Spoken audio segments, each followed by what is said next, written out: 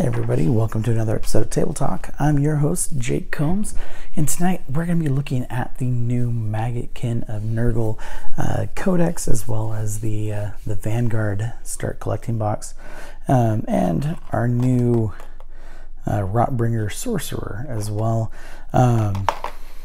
That one we're not going to actually break the seal on because we can actually see everything pretty well through the package.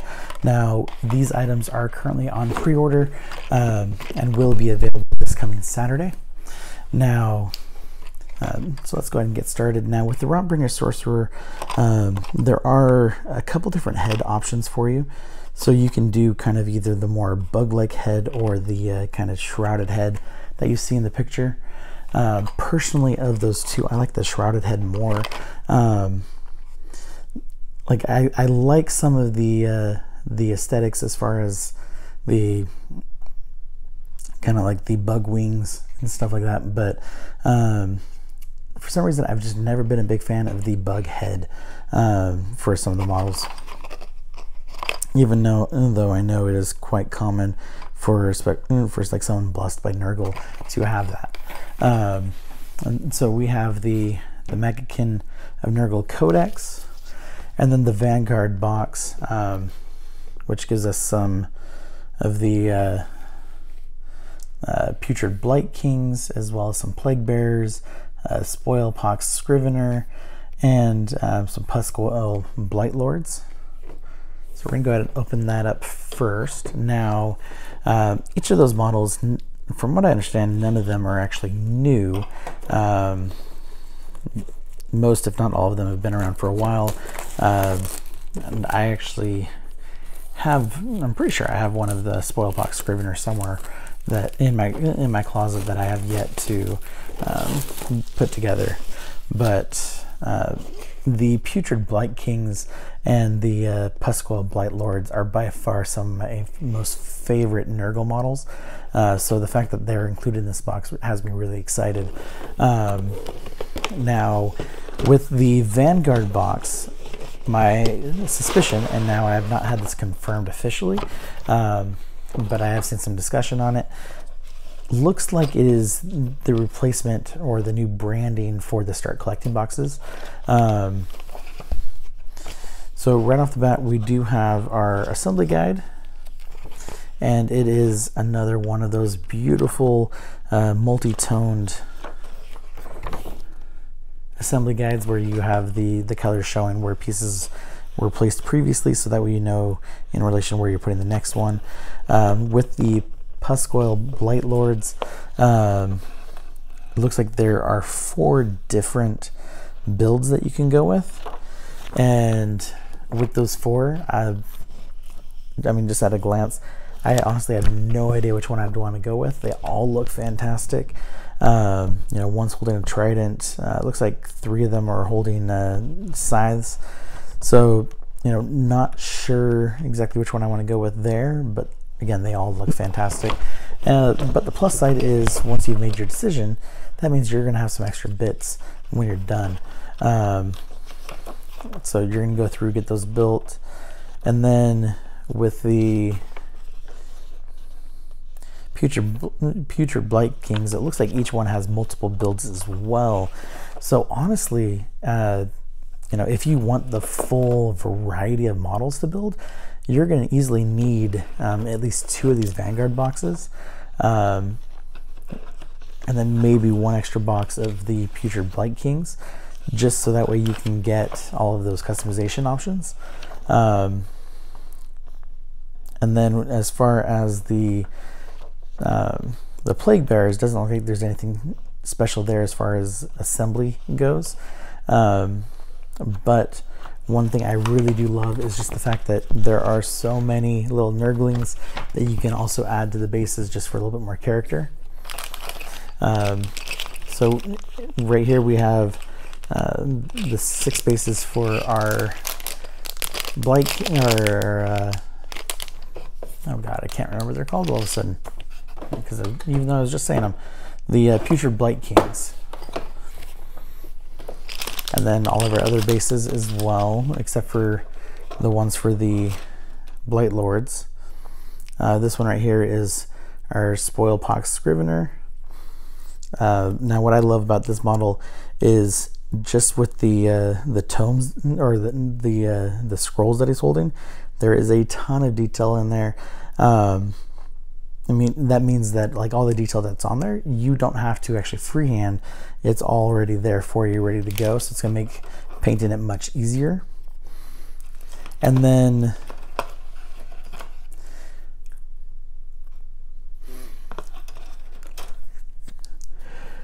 so we do have our multiple sprues, and it looks like, at least for the Blight Kings and the Blight Lords, that they're each unique.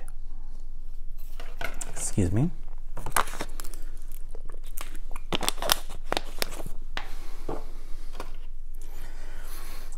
I do love the detail on the wings. I mean, completely segmenting parts of it. It looks, you know, like it's going to be a lot more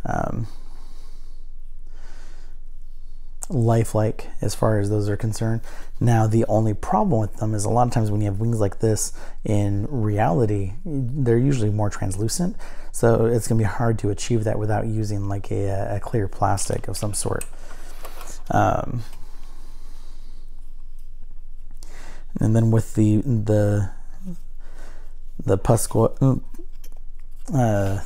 Blight Lords and the Blight Kings, I mean, these in general just have a ton of detail, just with all of the decay already there on the model. The Nurglings are a lot of fun. I mean, one of them is sitting on a little mini kind of dragonfly.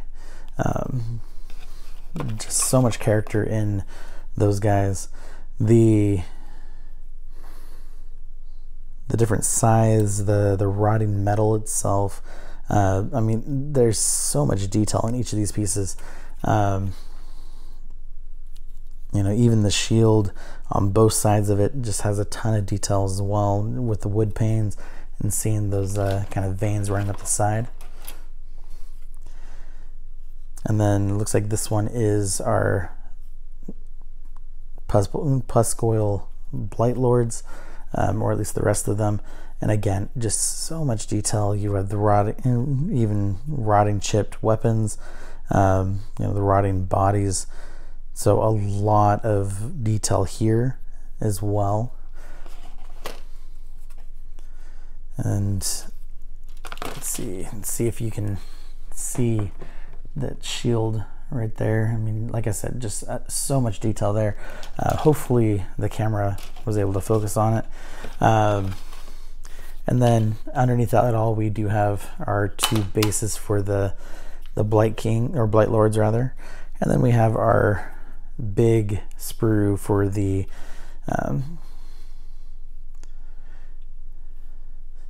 Plague Bearers. And you know, even then, with them being, you know, your smaller units, you know, they don't have as much detail as some of the other stuff, but still full of detail. I mean, these are absolutely fantastic. It looks like they use like generic shapes for the body or like the torso, so that means you can kind of mix and match if you have, or if you already have sprues of this, so that way you can have more unique looking bodies there.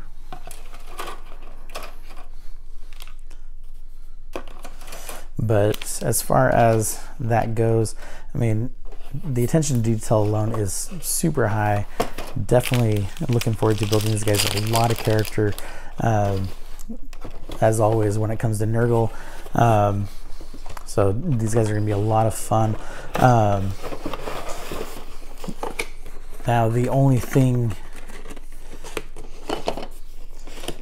so you know, like I was saying before, with the customization options, you're really going to need at least 2 of these boxes if you want to have all of that variety on the field. So definitely recommending that for sure. And then, so let's go ahead and open up the battle tome itself.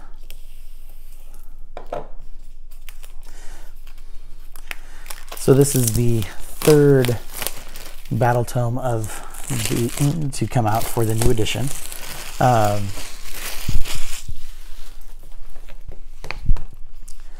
Now, I love the kind of two-tone with the image on the cover, where the new sorcerer is, you know, bright and glossy, and then everything that's going on behind him is brightly colored, but you know, it's a little more faded, but it also doesn't have that same gloss to it, so it's a lot more matte.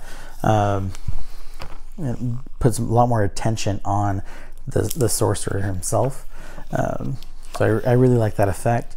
Now, flipping through it, we always start with our lore, our fluff, going into the gallery of images. Now, with that fluff, that the last page of that ends on page 39. But even then, you know, even though this is mostly fluff, we still have a lot of great imagery.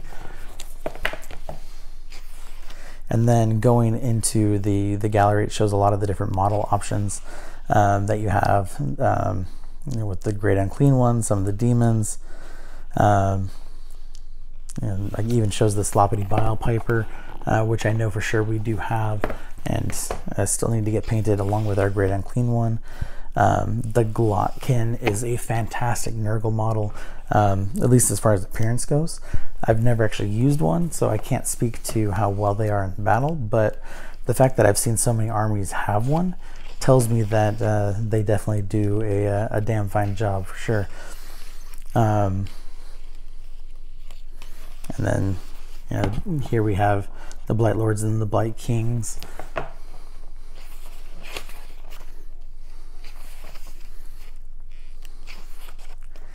And then we even have a painting guide to show you some of the tips and tricks to achieve some of the effects, like some of the details.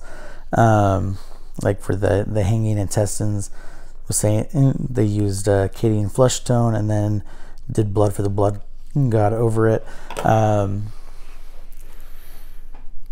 And you know, then also going through like how they did the gray skin and the green skin, some of the boils and things on the body.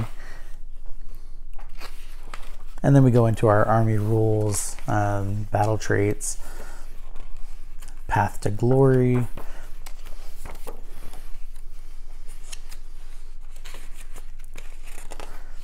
the war scroll battalions, matched play, and then we also go into our specific war scrolls as well, like Rodigus here. Like with Rodigus, I've always really enjoyed his sculpt for the Great Unclean One, but I've never really enjoyed the kind of staff thing that he was holding. So, you know, when I finally build my Great Unclean One, I've always been planning to, you know, do the bulk of the body as Rodigus, but, you know, add in those weapons, specifically the massive sword with all the skulls on it, like you see in the Great Unclean One here. Just because I think that is a much more imposing weapon to have on there. Now, one thing I'm just looking through here as I'm flipping through is to see if there's any models that we see in here that I have not seen before. And I do see one. It's Festus the Leech Lord. Now, he may have been around before and I just never saw him, or this could be something that is coming soon. Then we go into the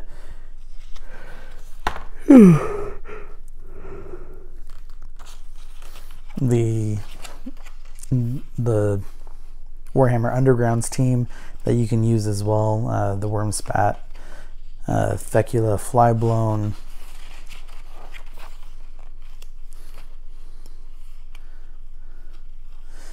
it even has rules for the Feculent Narama as well.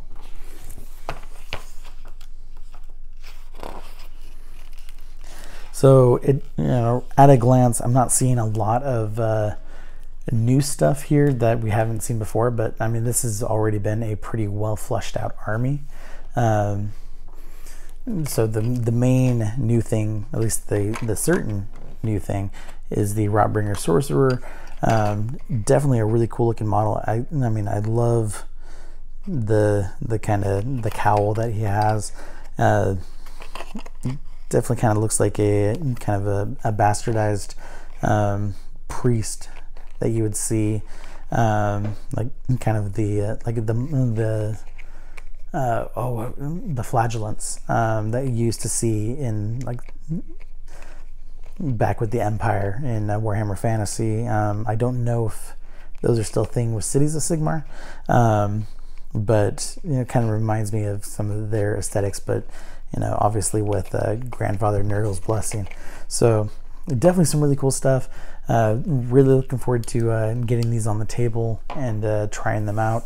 I've always been a big fan of Nurgle, but typically the Nurgle stuff that I've played in the past has been predominantly with 40k. So you know, getting in there to actually, you know, really give Nurgle a thorough try in Age of Sigmar is definitely going to be a new experience for me. So looking forward to doing that.